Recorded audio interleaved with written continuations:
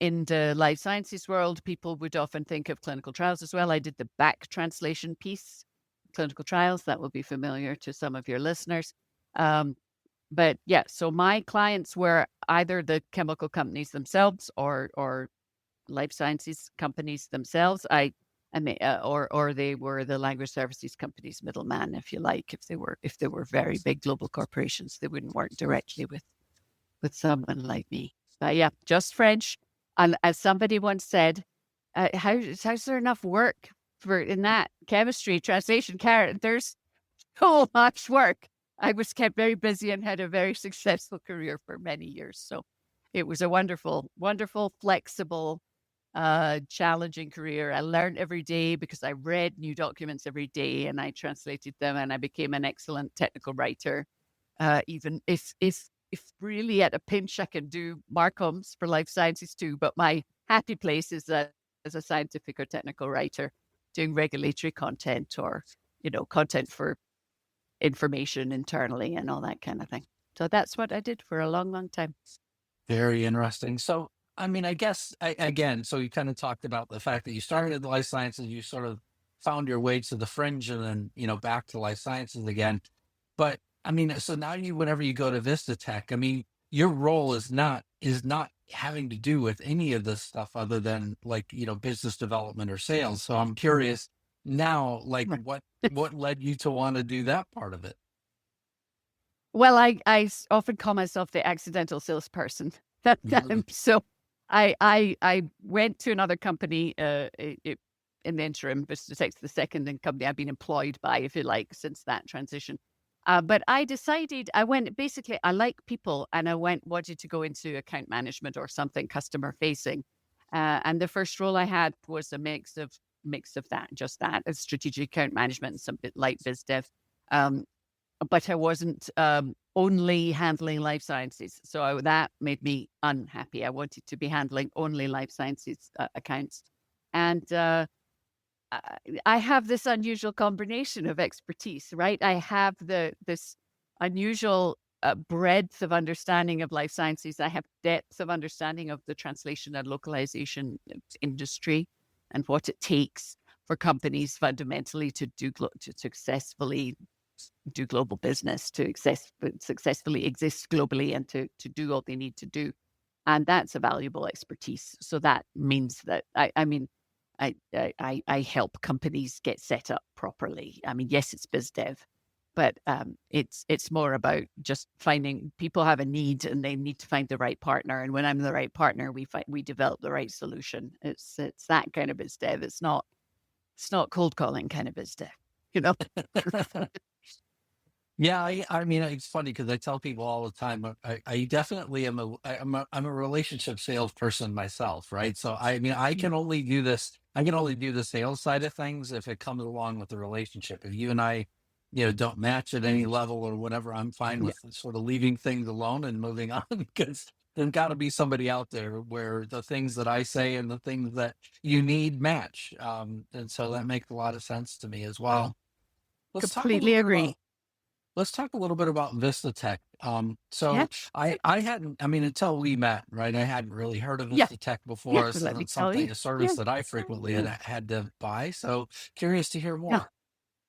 Yes. So Vistatech's a global content solutions provider, right? A language content provider.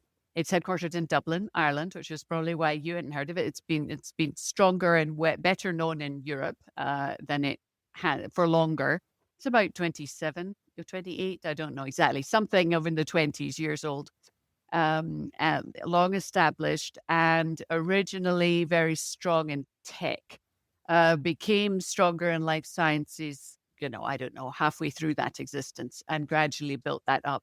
And then more recently split off the life sciences uh, division into a business unit with a formal QMS and supply chain management and all the things that one might need for compliance in that makes for easy selling into the life sciences space. And I told you I was a freelancer, right? I worked for many language services companies over that time when I was a freelancer. And I know the good, the bad, the ugly, Mhm. the indifferent. I know what mediocre looks like. I know what excellent good looks like. So I chose to move to one where I could stand by what we're doing, what they were doing before I joined, but what we're doing. So I went to one that I feel is a model, is a best of breed. Yep, not as well known as some of the giants, but it's a significant global business. We have employees in about 20 countries around the world. We have significant programs at scale. So that's Vistatec. And I got there because a current employee found me, came across me as part of a networking thing and, invited me for lunch and then referred me for a role. So got the position through my network. Um, they're very, they're full of smart people. I enjoy being here.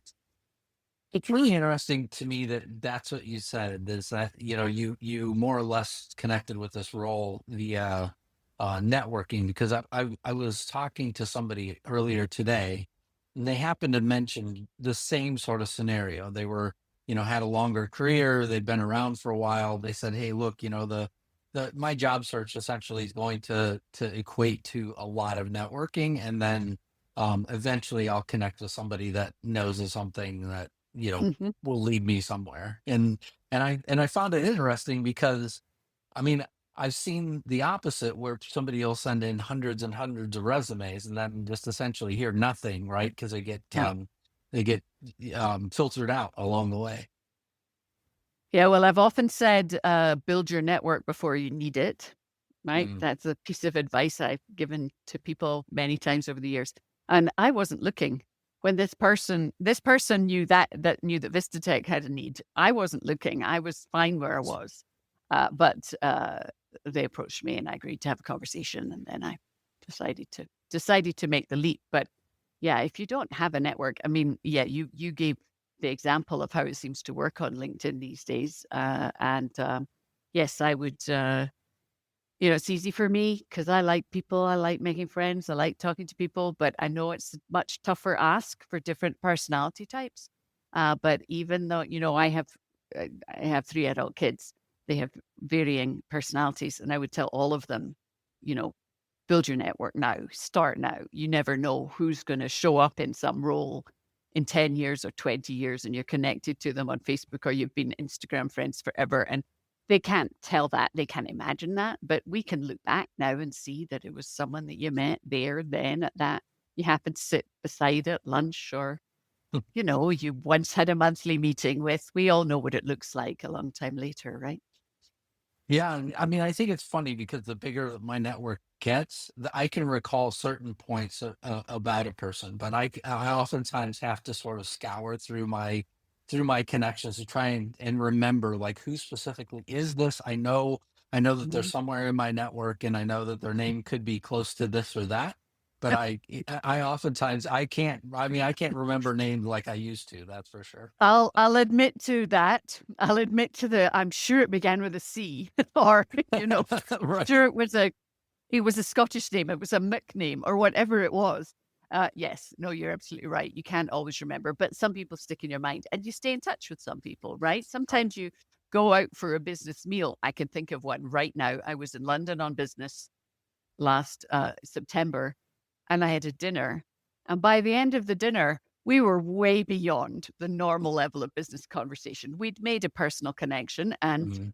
we were friends. Right. And when that happens, you don't forget it, right? You Right. stay friends. Yeah. And that sometimes happens. And I can think back to other examples of certain people in certain moments. And then there's, yes, those other ones that are a bit vaguer, but you never know. That's an Yeah. important point, though. I think especially now, because I think this the day of, shallow rapid fire, sort of connections. And I say this each time that I connect to somebody on LinkedIn as well, that, look, the connection part is fine, but I'd like to, like, know you a bit more, so that essentially, if I can help you or you can help me, let's at least answer some basic questions about each other. So, Yeah. Let's because otherwise I understand. won't be able to do anything. Right. And you won't remember the person later. Somebody will say, could you introduce me to so and so?